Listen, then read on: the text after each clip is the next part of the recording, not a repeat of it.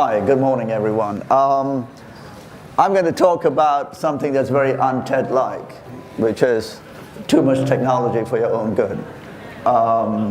So my theme here is the new tyranny of technology overreach.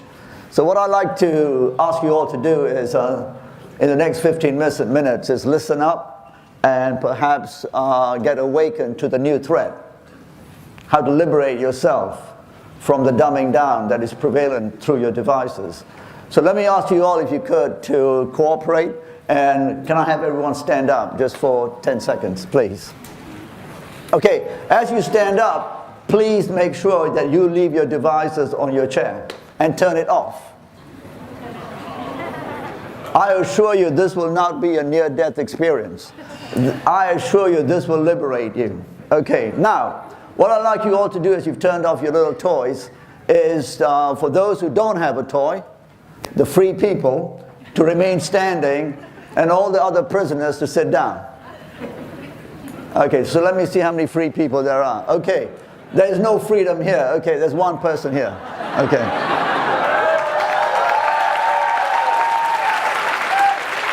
Okay. So I hope this is proof that we live not in the era of the digital divide, but what I call the era of digital crack. So much technology that you've all been dumbed down, you can't even think for yourself.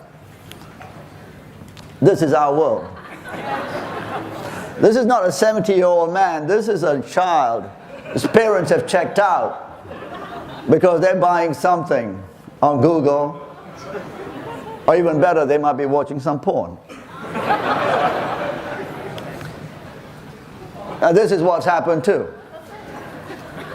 These are the geeks, the super geeks, who don't have a life, who are on that thing called FB, who need someone to follow them because they're so lonely. And they do that other thing, what's it called, twat? Or they do that twat thing, but I have to tell you, I don't do the Facebook thing. I do the face life thing, which is like, hello, what's your name, and can we shake hands, right? Speaking to someone next door, rather than seeking followers, because I have a life. I'm not interested in being liked by people who I don't even know.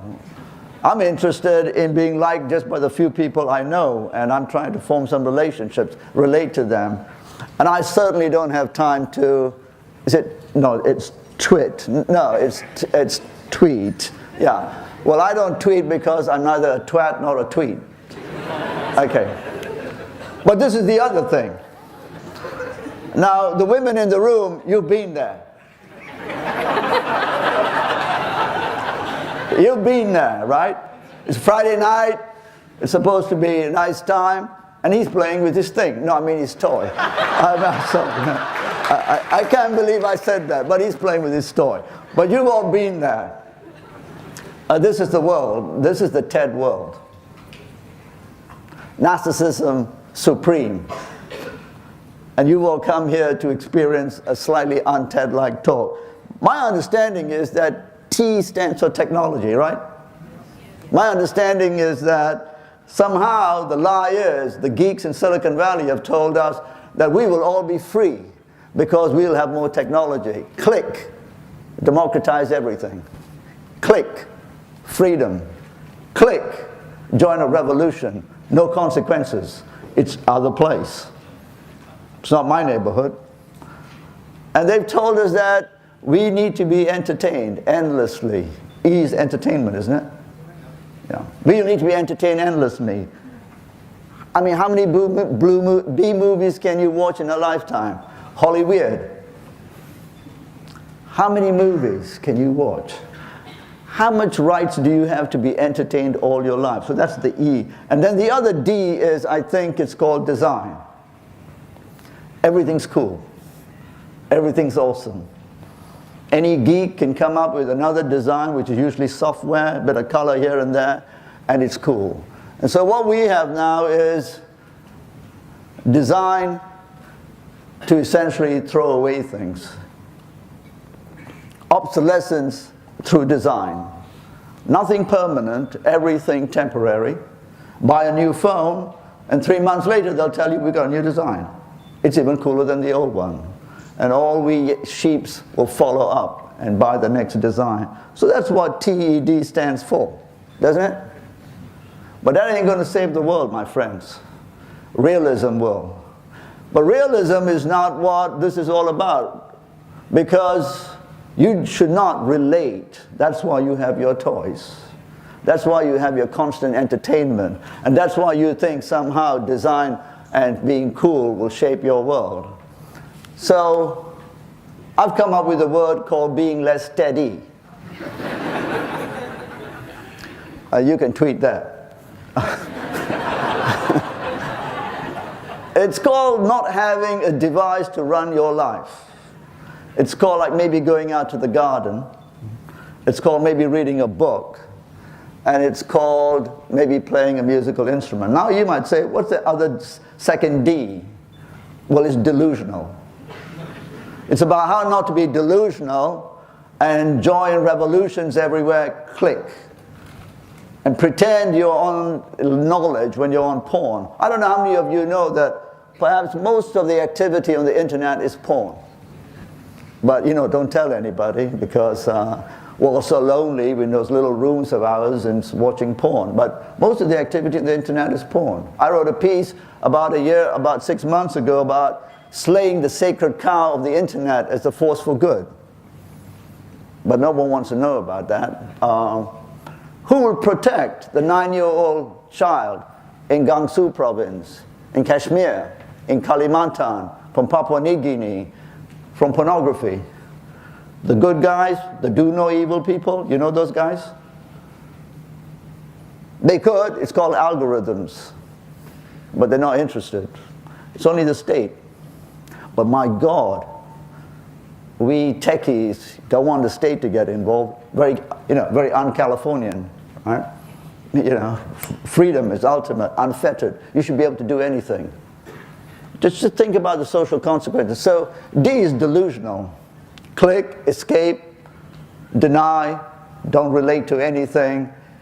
And by the way, you all know that Coney movement they had, you know, to find some African guy. Well, those guys who generated them could have gone up just across the street in Washington and found those guys who caused war crimes in Iraq, Iran. But no, we're going to find remote places. Save those black people from their own tyrants. That's not going to look in our own country, because, you know, we're all cool. So, and why? Multiple choice. Yuppies, it could be yammers, it could be yaks, it could be yaps, and it could be even Yahoo. But those of you who are not familiar with those words, look it up in the Oxford Dictionary. But roundly put, briefly, it's sort of being idiotic, talking too much about unimportant things, self-importance, disturbing people, etc. That's what the Y is. And you can look it up. Everything from being a yammer to from a Yahoo, endlessly about unimportant things. Now I see everyone's gone a bit somber here, but you know, this is real, so just excuse me.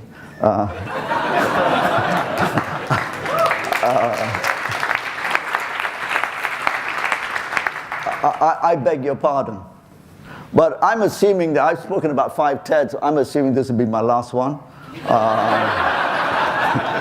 If I've done my job, I will not be sitting for lunch and I will not be invited back, and that's my purpose. Okay, so having said that technology will save the world, the yuppies and the geeks always like to make you feel there's something more noble. And the noble thing is that poor brown people in poor countries, they need this. They need it. That's why you justify it. So all the yuppies are supporting poor people.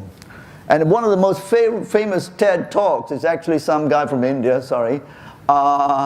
who's talking about children playing with computers in the hole. You all know that TED video? Yeah, you know, they like it.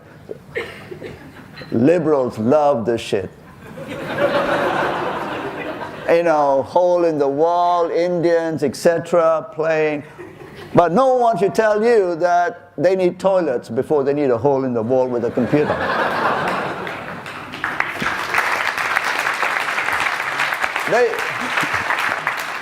They want to tell you that these kids are all going to be astrophysicists, and they're modeling stuff and learning chemistry and all of that. If you believe that, pigs will fly. That's true. But that's how it is, you know. And then you get these people going visiting third world people, etc. But as you probably know, we have today more mobile devices than toilets. Now, just before lunch, it always makes me feel a bit constipated, but you know, let's just leave that one there. But what we have today is internet cafes everywhere with unemployed young men in India watching porn. You all know the consequences of that. But 400 million Indians don't have electricity, and they want internet cafes. And of course, you'll know that there are American commentators who said the world is flat. Give all those Indians and Africans mobile phones, and everything will be okay. No toilets. And this is our world. I've been to remote parts of Asia. People don't have toilets. They don't eat properly. They don't have shelter. They got a mobile phone. And they got Britney Spears with no clothes on. The assault of modernity. And this is supposed to be progress. So I'd like to sort of bring you back to the developed world, the narcissistic world. This apparently is progress. This is grown-up men, thankfully no women. Women, save us. Save us.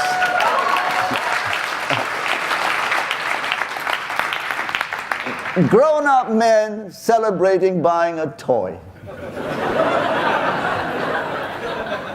A toy which will isolate them from their women, their children, etc. And all you women, you know these guys. You know these guys, okay? And this is celebrated on all the top business channels, Bloomberg, CNBC. This is apparently progress. Grown-up men wanting toys. This is apparently going to save the global economy. More toys. And if you got one, please don't tell us, because this would be too bad to see this. And then we have the dreaded... and then we have the dreaded selfie. Does that sound like selfish? I mean, I don't know. But that's the dreaded selfie. And now, the geeks have infected the guys who control the nuclear bombs and everything else. The super geeks have now controlled the super warmongers as well. And so now they're taking a selfie moment. Do you know where that was? Mandiba died, and they had to take a picture of themselves. So there you go. So we need to, but there's one woman who's like, shoot, man, what's going on here? She's thinking about liberation. And these guys are thinking selfie. Okay. And I want to end with this. You all know what this is, right? So this is a drone that I think there's some amazing companies saying, you know, not only are we going to promote getting you to buy things you don't need with money you don't have. It's called the Great American Dream. Debt. To buy things you don't need with money you don't have to impress people you don't like.